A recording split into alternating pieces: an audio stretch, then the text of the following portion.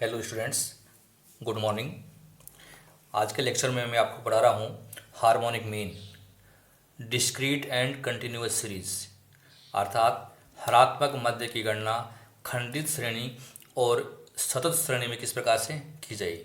इससे पिछले लेक्चर में आपको मैंने हार्मोनिक मीन इंडिविजुअल सीरीज में कैसे ज्ञात करते हैं आपको पढ़ाया था और उससे संबंधित 3 क्वेश्चन भी मैंने आपको सोल्व करवाए थे। आज हम डिस्क्रीट और कंटिन्यूअस सीरीज ले रहे हैं, तो इसकी क्या मेथड होगी, क्या मेथोडोलॉजी है, ये आपको समझना है। फर्स्ट स्टेप है सर्वप्रथम मूल्यों के व्युत्क्रम क्रम अर्थात रेसिप्रोकल्स ज्ञात करते हैं। हमारी जो भी साइज है उस साइज के आपको रेसिप्रोकल ज्ञात करने हैं खंडित श्रेणी में। और अगर हमारी श्रेणी अखंडित है तो हमें जो ग्रुप बने मिले हुए हैं अपने को, उन ग्रुप्स का मिड वैल्यू निकालना है और मिड वैल्यू ही हमारे श्रेणी के मूल्य कहलाएंगे, जिनका हम रेसिप्रोकल ज्ञात करते हैं। प्राप्त व्युत्क्रमों को संबंधित आवर्ती से गुणा करके उनका योग सिग्मा रेसिप्रोकल XF ज्ञात करते हैं। अर्थात हमने जो नंबर 1 में रेसिप्रोकल ज्ञात किए हैं उनको प्रत्येक संबंधित जो आवर्ती है, फ्रीक्वेंसी है, उसे मल्टीप्लाई कर लीजिए और हम उनका गुणनफल का योग करेंगे। ये सिग्मा रेसिप्रोकल FX कहलाता है। स्टेप नंबर 3, इस योग में जो आपने नंबर 2 पे ज्ञात किया है, आवर्तियों के योग का भाग देते हैं और आवर्तियों के योग को हम यहाँ n कहते हैं। प्राप्त मान को अर्थात पॉइंट नंबर 3 में आपने जो मान ज्ञात कर दिया है, एक तरीके से यूँ कहें हम, आपने व्युत्क्रमों का जो समांतर माध्य ज्ञात किया है उस मान का पुनः व्युत्क्रम ज्ञात करते हैं, यही हरात्मक माध्य होगा। सतत श्रेणी में मिड वैल्यू को x मानते हैं, जैसा कि मैंने आपको बताया। इसका फॉर्मूला जो इंडिविजुअल सीरीज में था, बस उसमें इसमें फ़र्क इतना ही है कि वहाँ हमने केवल सिग्मा रेसिप्रोकल x लिखा था और यहाँ पर सिग्मा रेसिप्रोकल XF आपको लेना है। और n व्यक्तिगत श्रेणी में पदों की संख्या थी, यहाँ n का मतलब है आवर्तियों का योग। तो हमारा फॉर्मूला है harmonic mean equal to reciprocal sigma reciprocal XF बटे n या सिग्मा रेसिप्रोकल FX बटा n भी इसको कह सकते हैं। इस सूत्र से हम हरात्मक माध्य की गणना कर सकते हैं। तो मैं पहले एक क्वेश्चन ले रहा हूँ, वो होगा डिस्क्रीट सीरीज का, और उसमें हम किस प्रकार से हरात्मक माध्य ज्ञात करना, ये आपको विधि सहित समझना है। हमारा क्वेश्चन है calculate harmonic mean from the following data. Size दे रखी है आपको 25, 30, 40 और 50 और फ्रीक्वेंसी दे रखी है 10, 15, 25 और 20। तो स्टूडेंट आप देख रहे हैं कि जिस सीरीज में फ्रीक्वेंसी होती हैं वो या तो खंडित श्रेणी होती है और या फिर अखंडित होती है। साइज पे ध्यान दें, साइज में कोई वर्गांतर नहीं है हमारे पास और नहीं कोई सेंटर साइज दे रखी है अपने को, तो ये एक डिस्क्रीट सीरीज है।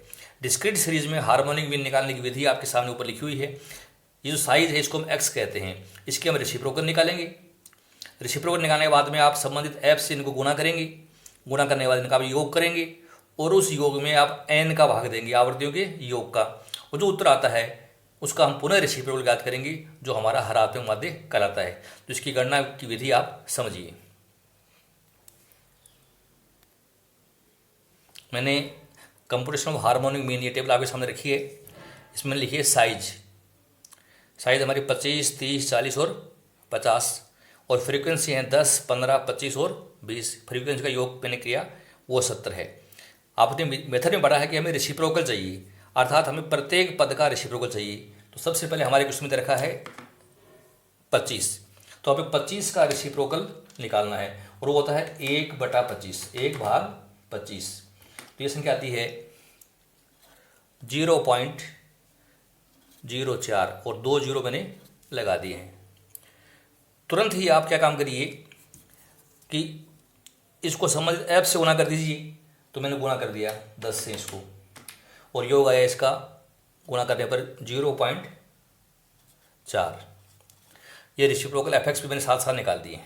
अब 1 में 30 का भाग दीजिए आप, 1 में 30 का भाग दिया हमने, तो ये संख्या आती है 0.0333।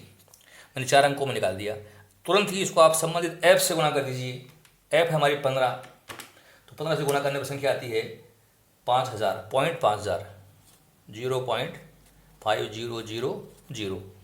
ये संख्या आ गई हमारी। तो ये संख्या 40, तो अब 1 में आप भाग दें 40 का, तो हमारी संख्या है 0.025, 25। इसको आप संबंधित ऐप से गुणा कर दीजिए, ऐप है 25, तो मैंने इसको 25 से गुणा कर दिया तो संख्या आती है 0.625। मैंने ये संख्या उतार दी 0.625। चौथी संख्या हमारी 50 है, तो एक में हम 50 का भाग देते हैं तो संख्या आती है 0.02। मैंने 2 जीरो लगा दिए। अब इस संख्या को आप 20 से गुणा कर दीजिए तो ये आया 0.4। 0.4 आ गया, 3 जीरो में लगा देता हूँ। तो स्टूडेंट्स हमने पहले क्या काम किया, हमने रेसिप्रोकल एक्स निकाले, फिर संबंधित ऐप से गुणा करके रेसिप्रोकल एफ एक्स निकाल दिए। हमें इनका योग करना है, इन रेसिप्रोकल्स का आप योग चाहिए, तो योग आया हमारा 1.9250। ये हमने योग निकाल लिया। सूत्र है हमारा harmonic mean equal to reciprocal sigma F X बटे एन। तो harmonic mean equal to reciprocal 1.9250 बटे एन, एन है हमारा 70। आप 1.9250 में 70 का भाग दे दीजिए तो ये संख्या आती है harmonic mean equal to reciprocal 0.0275। ये संख्या आ गई। हमें इसका रेसिप्रोकल निकालना है, तो 1/0.0275 एक में भाग दीजिए आप इसका। तो एक में मैंने भाग दिया 0.0275 का, तो हमारा मान आता है 36.36। और ये जो हमारी साइज है ये हमारा हार्मोनिक मीन है 36.36। तो इस तरीके से आप डिस्क्रीट सीरीज में हार्मोनिक मीन की गणना करके दिखा सकते हैं।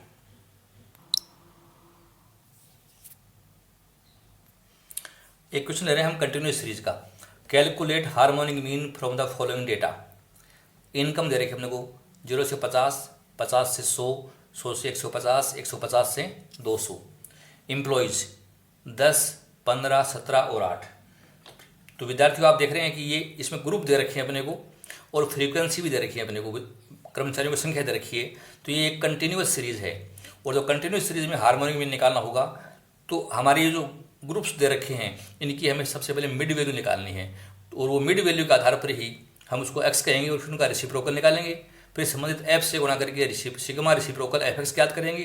फिर हमारे सूत्र के द्वारा हम हार्मोनिक मीन की गणना करेंगे। तो गणना कैसे करें ये एक तालिका से आप समझते हैं। Computation of harmonic mean. Income जो दे रखी है मैंने लिखी है 0 से 50, 50 से 100, 100 से 150, 150 से 200। और ये सवाल में दे रखी है फ्रीक्वेंसी मैंने उतार दिया 10, 15, 17 और 8। उनका योग किया हमने 50। हमें सबसे पहले चाहिए मिड वैल्यू। अर्थात 0 से जो 50 है उसकी मिड वैल्यू निकालिए आप, तो दोनों के योग में 2 का भाग दे दो तो ये आया 25। 50 से 100 की मिड वैल्यू निकाली हमने, ये आया 75। 100 से 150 की मिड वैल्यू आई 125 और 150 से 200 की मिड वैल्यू आती है 175। तो ये हमारी मिड वैल्यू निकाली और ये साइज बन गई इसकी। अब आप इस साइज का रेसिप्रोकल निकालिए, तो आप एक में 25 का भाग दें, तो एक में जगह भाग दिया तो संख्या आएगी 0.0400। ये रेसिप्रोकल आ गया इसका। एक में 75 का भाग देते हैं हम तो संख्या आती है 0.013 और 3। तो ये रेसिप्रोकल 75 का आ गया। अब आप एक में भाग दो 125 का, तो एक भाग 125 0.0080 ये संख्या आ गई। एक में भाग दो 175 का, तो 0.0057 ये हमने रेसिप्रोकल निकाल ली। अब जो रेसिप्रोकल निकाले हैं उनको आप संबंधित ऐप से गुणा करिए, अर्थात ये ऐप यहाँ दे रखिए, इनसे गुणा कर लीजिए आप। तो गुणा करें तो हमारी संख्या आएगी 0.4000। इस संख्या को गुणा किया 10 से तो ये संख्या बन गई। 0.0133 गुणा करो आप 15 से, तो इसको 15 से हमने गुणा किया तो संख्या आती है 0.1995। गुणा करने पर संख्या आई 0.0080 गुणा करो आप 17 से। आपने कैलकुलेटर से गुणा कर लीजिए, तो गुणा करने पर संख्या आती है 0.1360।